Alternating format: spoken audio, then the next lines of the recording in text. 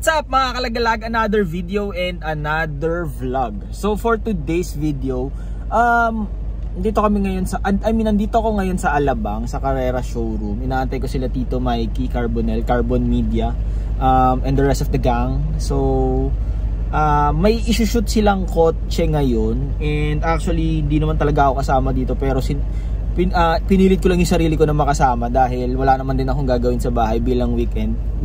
Alam niyo naman, weekender ang totok nyo, di ba? Every weekend tayo nakakapag-vlog. And ayun, may isushoot silang kotse, mamaya ipapakita ko sa inyo. And siguro i-walk around ko kayo dun sa kotse na yun. And hindi ko siya i-review actually, pero siguro semi or ayun, walkthrough siguro. Walkthrough yung masasabi ko, pero hindi siya review or semi-review. Basta ganun, yun na yun. And inaantay ko na lang sila na dumating. And hindi ko pa rin naman alam kung ano yung magiging tema or paano yung magiging ikot nung gagawing shoot. Since medyo maulan ngayon dito sa Alabang, dito ako sa may Carrera showroom nga, tapat ng FEU, nakapark. Inaantay ko sila. Kita nyo naman, no? Ayan, no? Umuulan. And ayan, feeling ko hindi naman din magiging ganon kakomplikado yung shoot na to. Pero yun nga, mamaya malalaman nyo or makikita nyo kung anong sasakyan yung sinasabi ko. So yun lang, let's go. And yeah, papakita ko lang sa inyo yung mga behind the scenes ng vlog nila. Ayun, hindi ko naman talaga to vlog, pero mag-shoot lang ako ng content ko dahil nandito na rin naman tayo, diba? So let's enjoy the ride, diba? Kumbaga, makisakay na lang tayo. So yun lang, hanggang dito na lang. I mean, intro pa lang naman to, hanggang dito na lang. And yun, masyado na mahaba yung intro ko. Tara, samahan nyo ako sa vlog na to at sa araw na to. So hindi ko alam kung short vlog lang to, pero yun ang gusto ko, short vlog. Peace! So ito yung kotse na sinasabi ko kanina. Yan, test drive ni Smiley. So mamaya natin iikutin yung kotse. And yun, nakapag-content na si Tito Mikey, Carbon Media. Yan, sabi ko sa inyo, ano lang to walk around content lang, diba? Subaru BRZ 2023. Sama tayo kay Tito Mikey. What's up? Yo! So yun, eto nga, kumbaga etong kotse na to, nilan kay Tito Mikey to review. Sorry, hindi ako seatbelt yan. Kailangan ko mag-seatbelt yan. Kasi tumutunog. So yun nga, 2023 Subaru BRZ. Yes, left.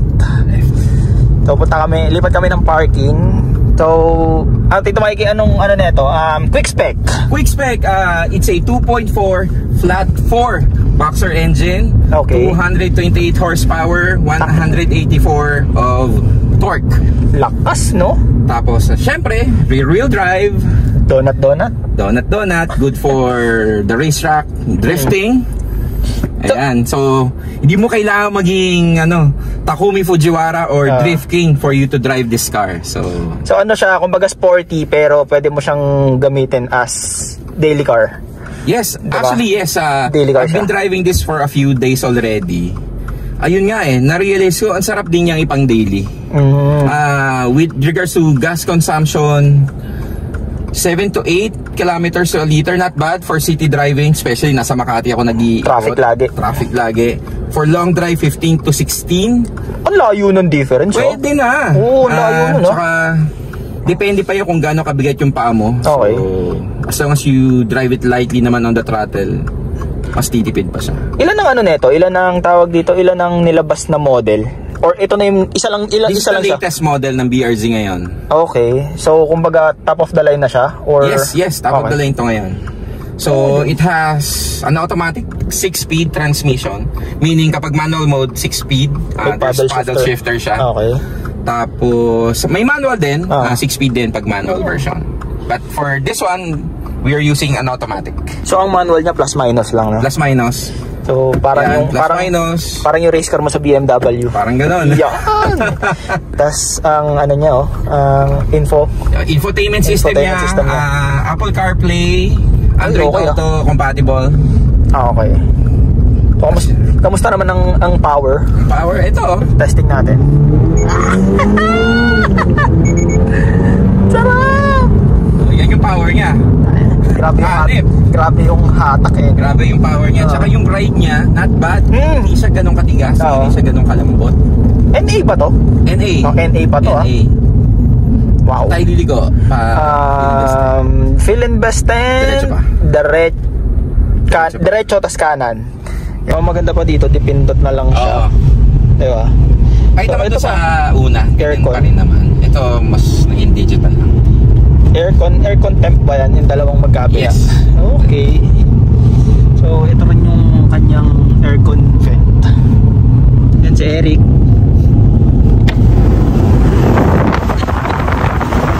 Kasama namin si Eric. So, pang ano lang talaga siya, no? Pang 2-seater. Pero may upuan sa likod. Actually, it was, 4-seater? Aspect, 2 plus 2. Okay. Pero the way I see the back seat, wala talaga. Hindi talaga eh. Lalo kapag matangkad pa yung nagmamanero. Matangkad ko, wala na makakaupo. Hindi siya pwede. Hindi siya possible. Hindi talaga. So technically, this is just a 2-seater car. Okay. So yung back seat na yan, lalagyan na lang ng gamit yan. And may provision din siya ng ISOFIX. So pwede ka pa naman maglagay ng car seat. But who's crazy enough to put a car seat? Magsakay ka pa ng bata, hindi na pwede. So, hindi na ideal for me. Haba ng legroom niya, no? Sa bagay nakasagad kasi ito eh. So, pero kung maliit parang sasakay, kasha.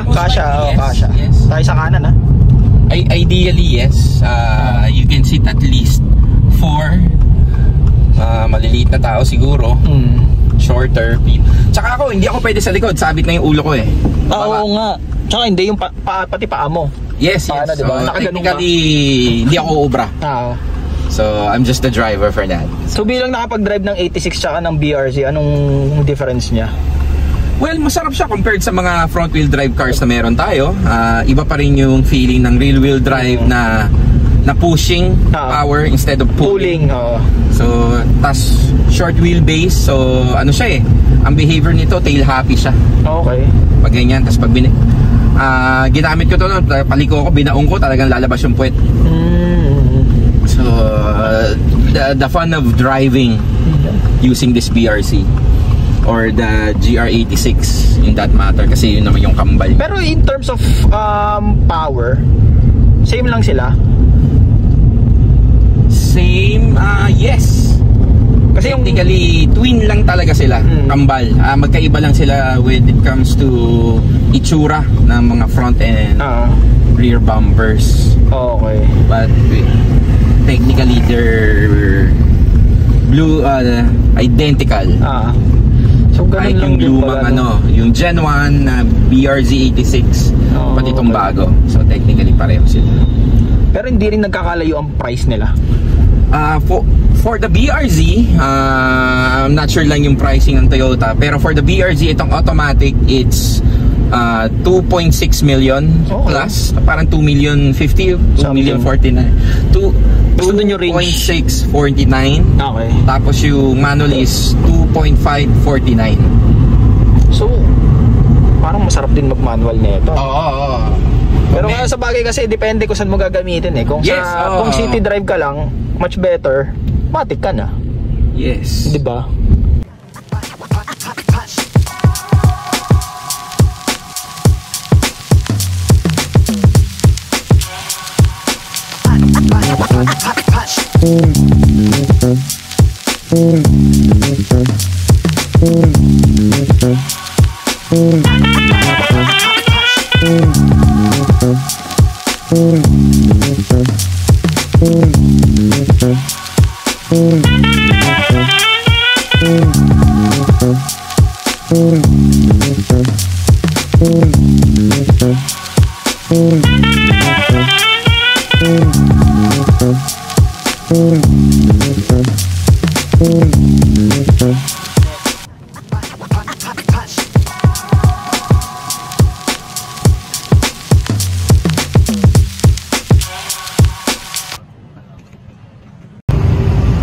Yung kita nyo naman behind the scenes.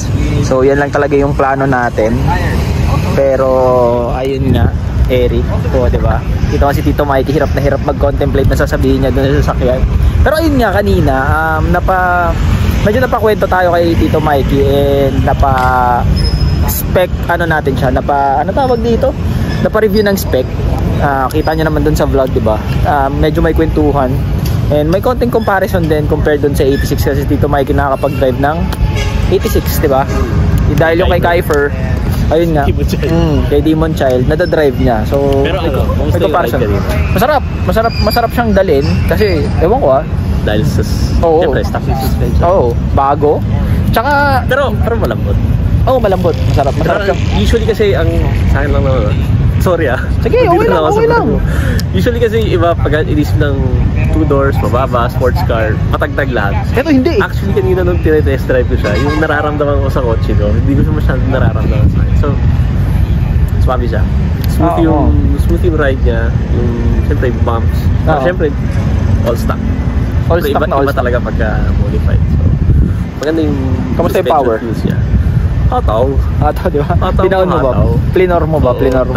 Naka-sequential mode ako kanina. Not bad. So, mahataw ako sa primera segunda. Sarap. Ano, Tito? Kaya maririnig mo yung konting rumble ng Subaru. Kahit pa paano. Kanina, di ba hinataw ni Tito Mikey kanina? Ewan ko kung narinig nyo yun sa vlog. So, hindi natin alam kay Tito Mikey. Nakapag-contemplate ka na ng sasabihin mo? Kita mo, problemado pa din siya, Hindi nyo alam sasabihin nyo. So, nakasampu mahigit na sa post of sila. So yan yung behind the scenes minsan ng content creator na naggaganyan Medyo magpapabalik-balik ka sa mga ginagawa mo kasi hindi mo alam yung sasabihin mo, di ba? So hindi naman sa hindi alam yung sasakyan, pero ang hirap kasi nung thought na kumbaga kahit alam mo na yung spec sheet. Oo, kahit totoo yun. Pag nasa harap ng camera, hirap. Ang hirap. Kumbaga, ito kasi ginagawa namin, walang script. So, lahat on the spot, ad-lib.